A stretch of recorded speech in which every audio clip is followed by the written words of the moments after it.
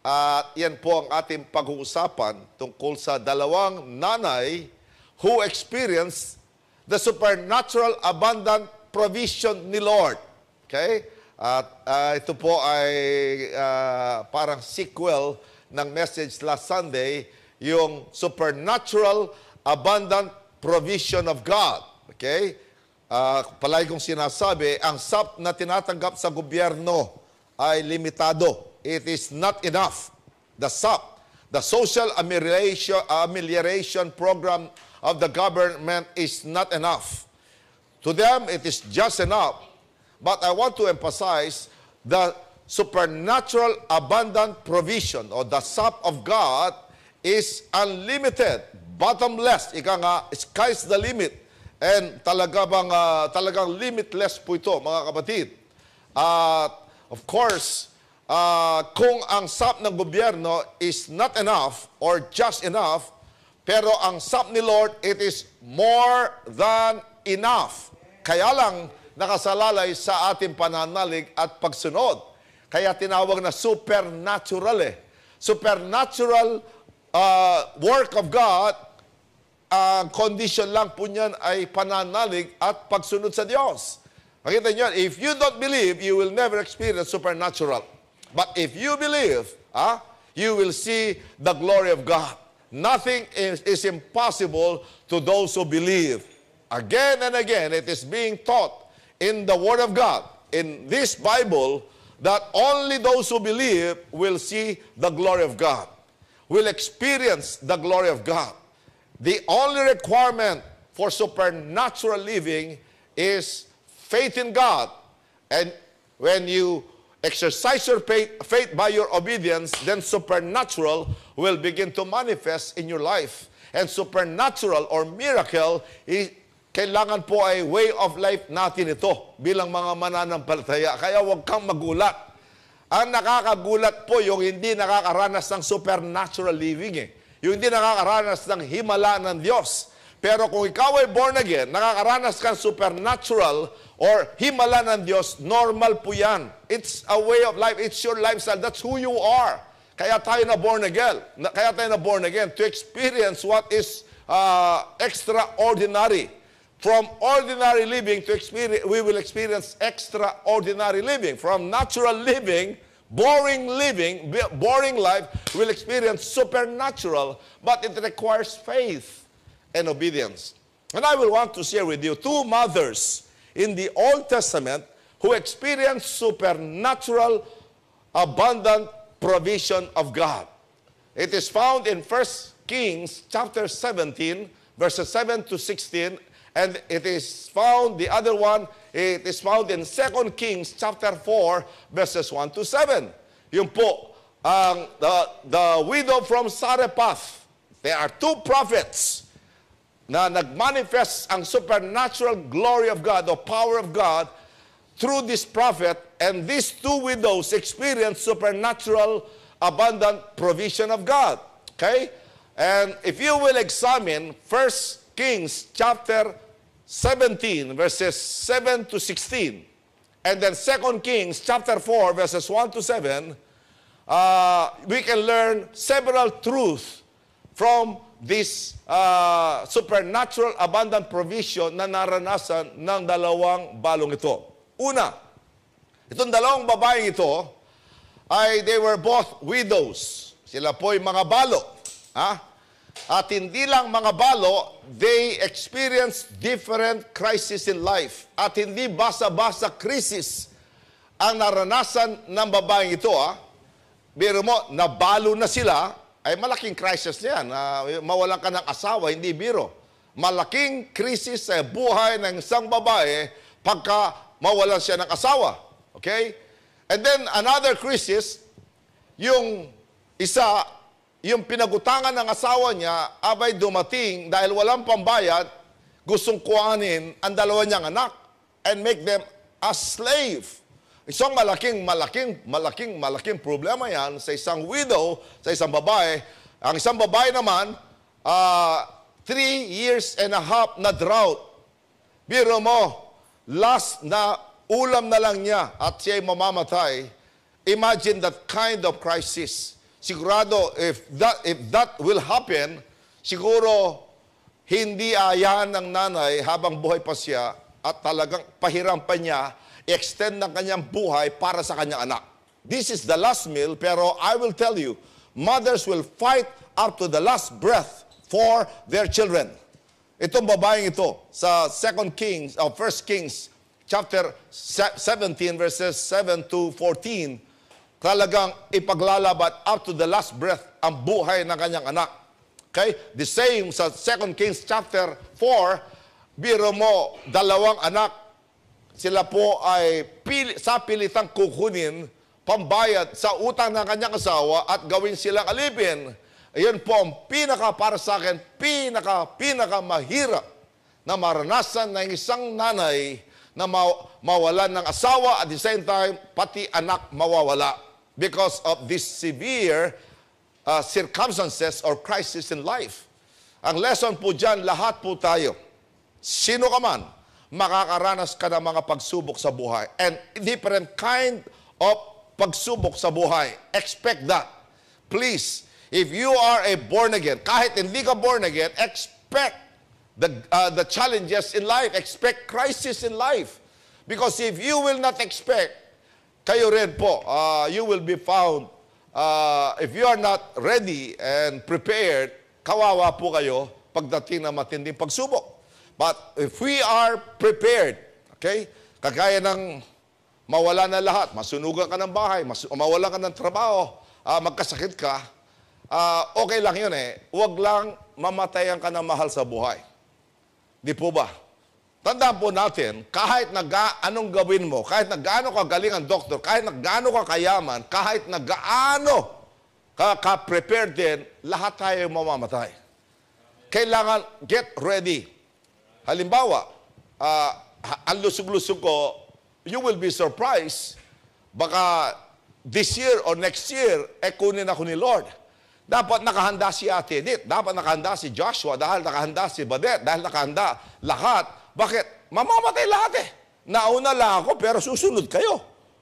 Ganyan lang naman. Let us accept the complexity of life.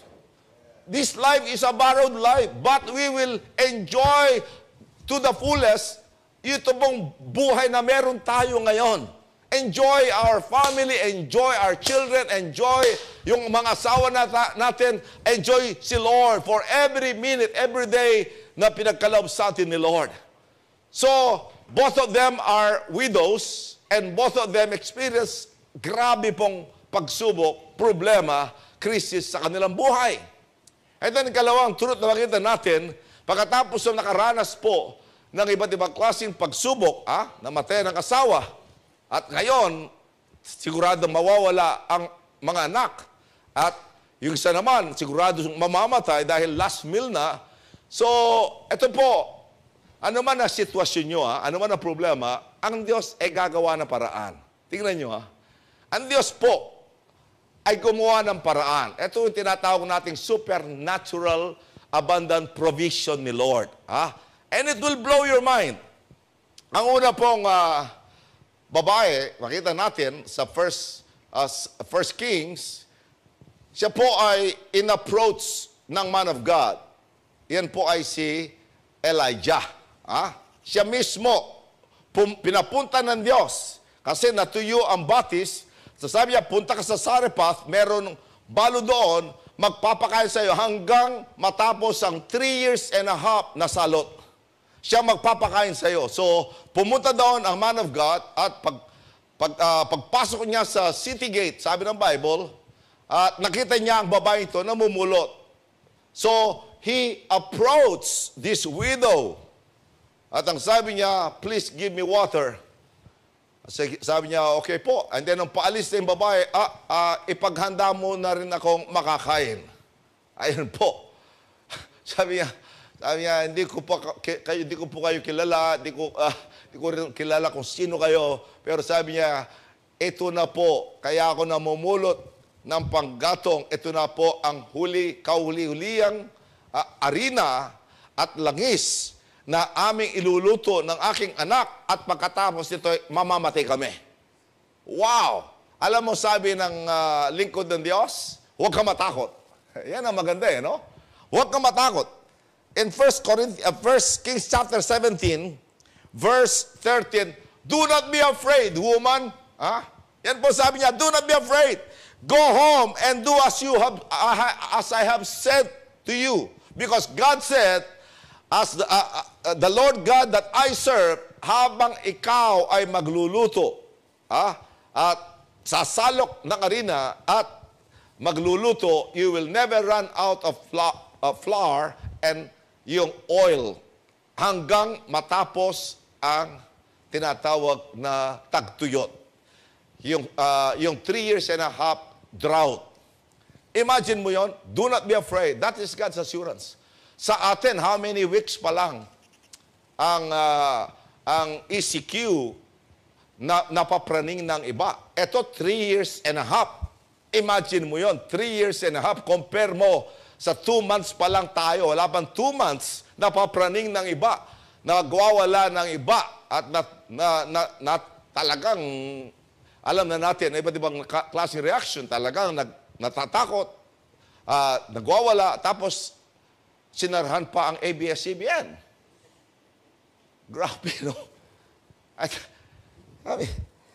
Observation lang, medyo tayo ng konti. Noong nasara ang churches dahil sa COVID-19, pinagbawal ang gathering, wala akong nabalitang umiyak nung sinara ang mga churches. Binawal Pero nung sinara ang ABS-CBN, ang dami kong nabalitang umiyak. Sabi ko, ano kaya problema ng tao, no?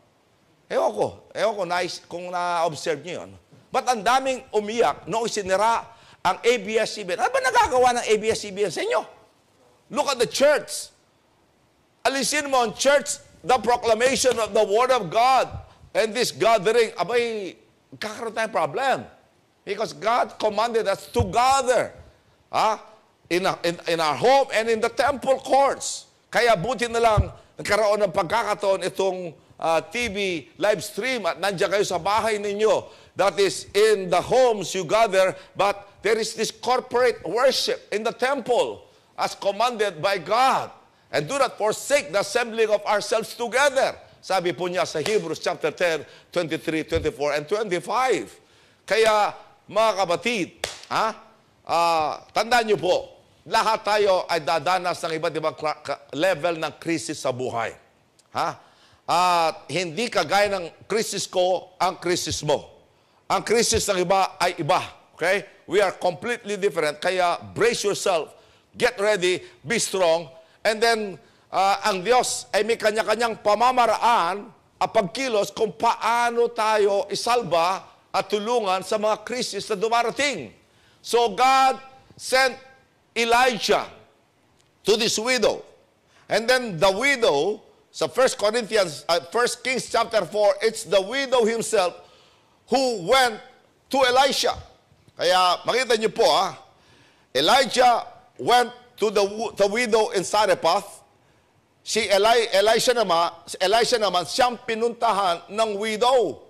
Okay? So, makita niyo po, ang pagkilos ng Diyos. Either God will send you to someone or somebody will send you for you. That's how God works.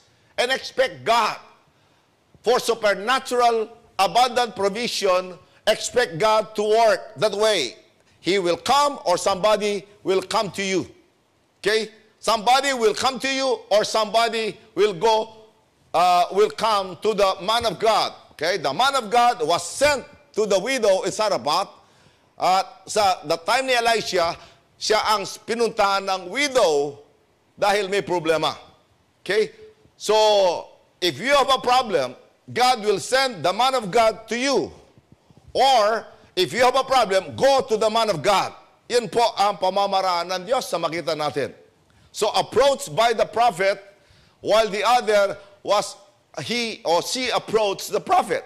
Pangatlo, na gusto kong emphasize dito, mga kapatid, ito pong, when we want supernatural miracle, I want you to listen carefully, no? If we want to experience supernatural abundant provision, again, I want to repeat, if you want to experience supernatural abundant provision, ihanda mo ang point of contact mo, kapatid. If you want supernatural, prepare your point of contact. Tandaan nyo, God is a spirit, and we are in the physical realm. What we need is material. And we as human being, kailangan meron tayong material so that God Almighty would touch that material and experience supernatural. Okay? Ano ang supernatural contact or point of contact? Okay? There is a need that there must be a point of contact. Kailangan mag-contact. If you want supernatural, this is the man who is in need, and the man who is in need, dapat meron siyang point of contact for God to perform supernatural miracle. Ano ang point of contact ng widow sa Zarephath? The last meal ibinigay sa man of God. The last meal was requested by the man of God, and nasa babae kung siya'y maniniwala, magtitiwala, susunod o hindi. Okay? So, this is your last meal. If you want to live for 3 years and a half, give me this meal. And because God Almighty said, He will provide for 3 years and a half everything you needed, hindi ka mawawalan ng arena tuwing sasalo ka, sabi ng Bible, at tuwing itutumba mo ang iyong langis, merong lalabas for 3 years and a half. Gawin mo muna to, ibigay sa akin, and the rest, do it for yourself. For 3 years and a half, God will provide for you. Ano sabi naman ni Elisha sa widow doon po sa 2 Kings chapter 4? Sabi niya, how can I help you? Kasi pumunta siya sa prophet of God, dinala niya kanyang suliranin, and then sabi ng man of God, how can I help you? Yan ang tanong how can I help you? The second question sa 2 Kings chapter 4 is, what do you have? That's the second question. How can I help you? Of course, kaya siya pumunta, kailangan niyang tulong But the second question is, what do you have? Church and my dear viewers, if you want supernatural miracle from God, come to God in faith, and don't just come to God in faith, bring something para maging point of contact nyo for your supernatural miracle. Amen. As for the widow in Zarephath, the last meal was her point of contact for 3 years and a half provision. And as for the widow, sa 2 Kings chapter 4, during the time of Elisha, how can I help you? Sabi ng man of God. Of course, merong may tutulong ang man of God. But second question is, what do you have in your house? Ano bang meron mo sa bahay mo? Alam mo, sagot ng babae, I have nothing. Bakit? I cannot blame her. Ikaw na mawala ng asawa, tapos kinukuha ng pinagutangan mo ang dalawang anak mo, gawing alipin, talaga mag-hysteria ka. I believe, wala yan sa tamang pag-iisip yan. Talagang natutulir yan. Pero of course, uminahon ka, sabi siguro ni Elisha, sabi niya, what do you have? I have nothing. No, what do you have? You want supernatural miracle? What do you have? I have nothing. And then sabi niya, huminahon ka, babae, ano bang meron mo so that God will honor your faith? Alam mo, sabi ng babae, kapiranggot na langis lamang po ang natitira sa aming bahay. Alam mo, sabi niya, then, go home. Lahat ng kapitbahay mo sa barangay, lapitan mo, lahat, hindi yung some, lahat ng kapitbahay mo, at maghiram ka ng takalan, paglalagyan. Hindi ka kaunti, marami That's the instruction. And then pagka nakahiram ka, isara mo ang pintuan nyo, kayo ng mag-ina, and then ibuhos mo ang langis dahil mapupuno lahat ang paglagyan. Pagka napuno, sabi niya, mapupuno, alam mo nung marinig ng babae Napakasimple kasi ng instruction eh. What do you have in your house? A piece of oil. Okay? Go home.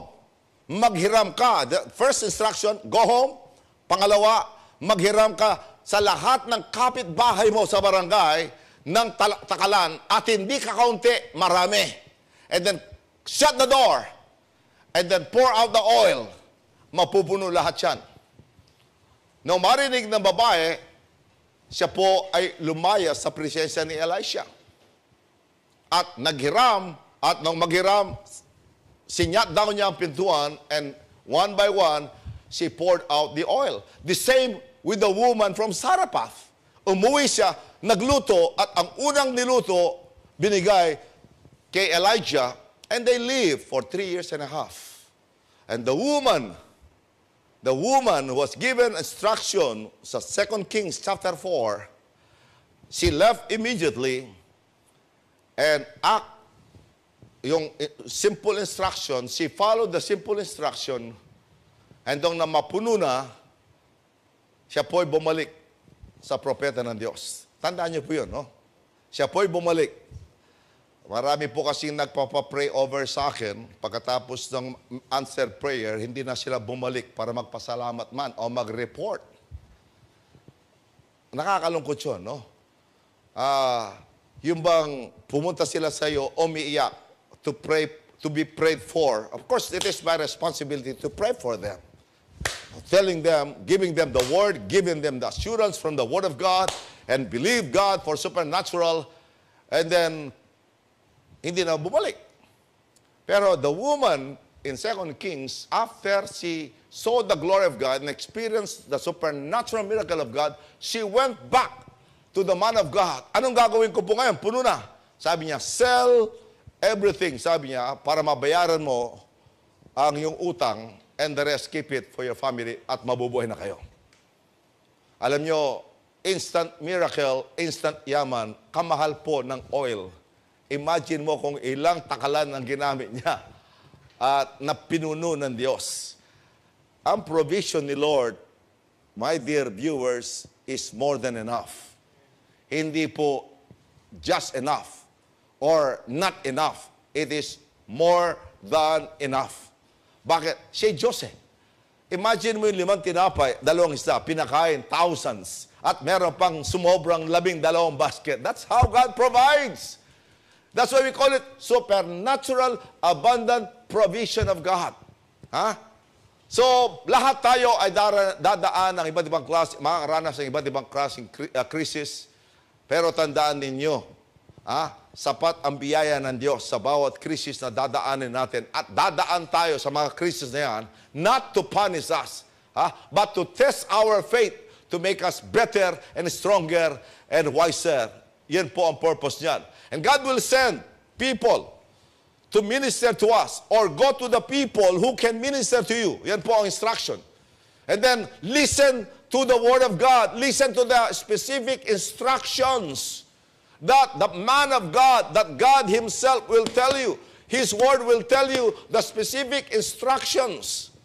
That's the secret of Joshua. He listened and followed the specific instruction of God in Joshua chapter 1. This book of the law shall not depart from your mouth, but meditate on it day and night. So that you can do according to what was written therein. Specific instruction followed by Joshua. Isang beses lang siyang sumablay. Bakit? Sa isang beses na sumablay, hindi niya in-approach si Lord. He thought, dahil maliit lang ang kingdom of AI, kayang-kaya nila. No, maliit o malaki, you must be completely and totally dependent on God. Overconfidence will destroy your life. Kailangan magtiwala, magdepende palagi kay Lord. Because siya ang susi ng lahat ng pananagumpay natin sa buhay. Supernatural, abundant provision ni Lord. We have to trust God and follow the instructions. And then, point of contact, nangyari. What do you have in your house? Do you want supernatural miracle? Anong point of contact mo? Kung kailangan mo pera, magbigay ka ng pera. Kung gusto mo ng pagkain, magbigay ka ng pagkain. Noong ako po ay nagpipray ng bahay at lupa, dahil Every now and then, nire-remind ako ni Ate Edith, kailan pa tayo magkaroon ng bahay? Kailan lumalaki ng mga anak natin? It's just like a tape recorder na talagang nakaka-bother. But finally, hindi niya alam ng misis ko, pagka meron akong alam na nagpapatayo ng bahay, alam niya, nagtatanim ako ng yero, nagtatanim ako ng simento, nagtatanim ako ng hollow block, nagtatanim po ako ng mga pako, alam niyo? And then, nagpipray ako ng sakyan, nagtatanim ako ng isang gulong, para sa isang gulong ito, o kaya para sa paglinis ng sakyan mo, ganito. So, I am sowing. Wala pa sa akin ang bahay, I am planting and I am sowing already. Wala pa yung sasakyan ko, I am sowing already. Wala pa yung aking salary increase, I am sowing already what I am expected to receive every month. That's the power of the point of contact. That is how God works. And God will honor it. Imagine the men of God, Elijah and Elisha.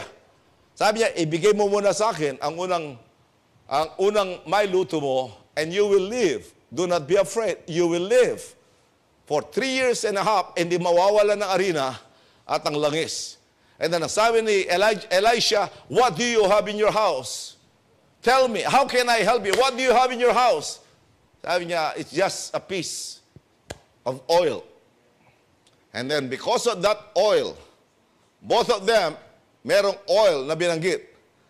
1 Kings chapter 17, 2 Kings chapter 4, parehong may oil. Oil represents the Holy Spirit, the anointing of God, the revelation of God. Kaya, boom, supernatural, abundant provision started to manifest. These two widows believe the prophet of God. Yung babae, first time niya na-enkwentro si Elijah. First time in-approach ni Elijah. At ang babae, the first time nakita si Elijah, and yet she believed. Itong sa 2 Kings chapter 4, kilala na niya si Elisha. That's why he ran to Elisha and asked for help. She ran to Elisha and asked for help. And then Elisha gave her the specific instruction. She believed. She left immediately. Followed the specific, simple instruction. And both of them received supernatural miracle. In times of crisis, hindi lang po COVID-19 crisis, family crisis, business crisis, relationship crisis, health crisis, irregardless of your crisis, God has the supernatural abundant provision in whatever situation you are in and circumstances or crisis you are in and challenges in life. God is our supernatural, abundant provider. Tandaan po niyan. So, simple challenge. If you will see the Bible, Old and New Testament, there are so many miracles that God has performed. Imagine, during the time of Noah, sila lang ang naligtas. During the time of Abraham, from a barren couple, they became the great nation. During the time of Moses, imagine the 10 plagues and the crossing of the Red Sea during the time of Joshua. And then wag na natin laktawan na natin, pumunta tayo sa Gospels, Matthew, Mark, Luke, and John. Miracles after miracles after miracles has been recorded from both Old and New Testament. And the thing that I want to emphasize to you, my dear viewers, is this. That in the past, all the miracles recorded in this Bible, in the past, they are not just recorded history so that we can learn from them. Para pag-aralan natin at matuto tayo sa kanila, okay? Of course, okay? They are not just recorded history. Yung mga miracles that we have seen in the Bible, that we have read in the Bible, they are not just recorded history. But they are meant for today, now and forever. What happened in the time of Noah, what happened at the time of Moses, what happened in the time of Joshua, in the time of Elijah, Elisha, and all the great men in the Old Testament, and in the time of Jesus, the time of Paul, and the time of the early disciples experienced supernatural miracle, we can also experience them today. You know why? Because God said in Hebrews 13:8, Jesus Christ is the same yesterday, today, and forever. In Malachi chapter 4, verse 6, chapter 3, verse 6, God never changes. He is the same noon, ngayon, at kailan pa man. If God provided in the past, He can provide today, and He will provide tomorrow. If God performed miracles in the past, He can perform miracle today, and He can perform miracles tomorrow. That's how supernatural, abundant provision works, only through our faith and obedience in God. These two wise women, Mother's Day ngayon, both of them heard the word. The specific instruction was given, and they believed, and they obeyed. What's the result? Supernatural, abundant provision of God. Yan po ang sap ni Lord. Limitless, measureless, bottomless, sky's the limit. The sap of this country, of the Philippines, is limited, at marami ang nasaktan, ang rami ang frustrated, ang raming discouraged dahil hindi nabigyan. At yun namang nabigyan, ayun, sinolo nila, hindi nila sinyer sa iba. Mga kapatid, God's supernatural, abundant provision is available for everyone who believes. And if you obey, you will experience them personally, now and forever. Amen po ba? Happy Mother's Day, and may you be the modern day two widows in 1 Kings and 2 Kings, and you can be better widows, better mothers, actually, not just with mothers in our time, because we have Jesus Christ, we have the Holy Spirit, and we have the Holy Bible that we can rely on. Amen po ba? Tayo po lahat ay mag-pray. I know you have lots of needs.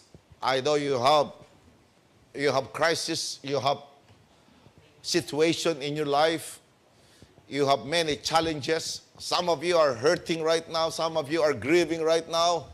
Some of you are worried dahil hanggang kailan ba talaga ang lockdown na to? Some of you are so afraid. Some of you are panicking. Iba't iba ang iyong mga suliranin na ating naharap ngayon, no? So, we heard the message, and the message is, just, it's either God will send to you His prophet, or you will go to the prophet of God, to the pastors, to the men and women of God. Okay? And then when you go there, believe. At magdala naman kayo ng point of contact nyo, so that the supernatural, abundant provision of God will begin to manifest and will be experienced. Ako po, natutunan ko na maaga to, kaya nakaranas po ako ng maraming supernatural miracles si Lord. Pagka may sakit si misis ko, tatamnan ko yan. Nag-exam ang mga anak ko, nag-aaral pa lang, tinatamnan ko yan. No? At yung mapapangasawa ng anak ko, tinamnan ko yan. At si Dali, tinatamnan ko kung sino mapapangasawa. Ang kanilang pag-aaral. Ang aming bahay, tinamnan yan. Ang mga sakyan, tinamnan yan. And the amount that I wanted to receive, tinatamnan yan. And the miracle I want to see, tinatamnan ko yan. Because this is how God works. The natural can only meet the supernatural because of the point of contact. That point of contact is our faith and our obedience to God with a material, physical blessing called oil or food or money or anything, kahit na ano lang po. It's a point of contact for your supernatural miracle. Tayo po'y manalangin, Lord, thank you sa buhay po ng dalawang balong ito. Na dami-dami po naming natutunan sa kanila, Lord. iba't ibang sitwasyon, iba't ibang karanasan, iba't ibang pain and hurt, iba't ibang klaseng problema. But there is only one thing that we can learn from them. Sila po ay nakaranas ng supernatural miracle because they believe in you. They obeyed you, Lord, and they used that point of contact, kaya nakaranas sila ng supernatural abundant provision in their time.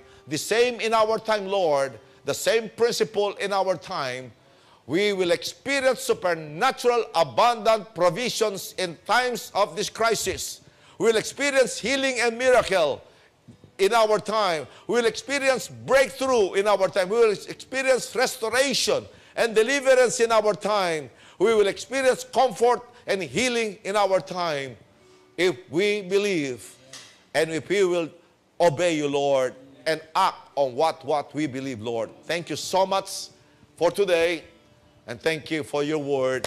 Hallelujah. Thank you that you are manifesting sa buhay ng aming mga viewers, sa sarili ng tahanan. You are invading their lives. Your presence, your glory, your peace, and your power is being felt right now, Lord. The healing, the miracle, the abundant provisions, the encouragement, the comfort, the peace, the joy, the wisdom, the favor is upon their lives right now, Lord. I give you praise. Hallelujah. In Jesus' name I pray. Amen.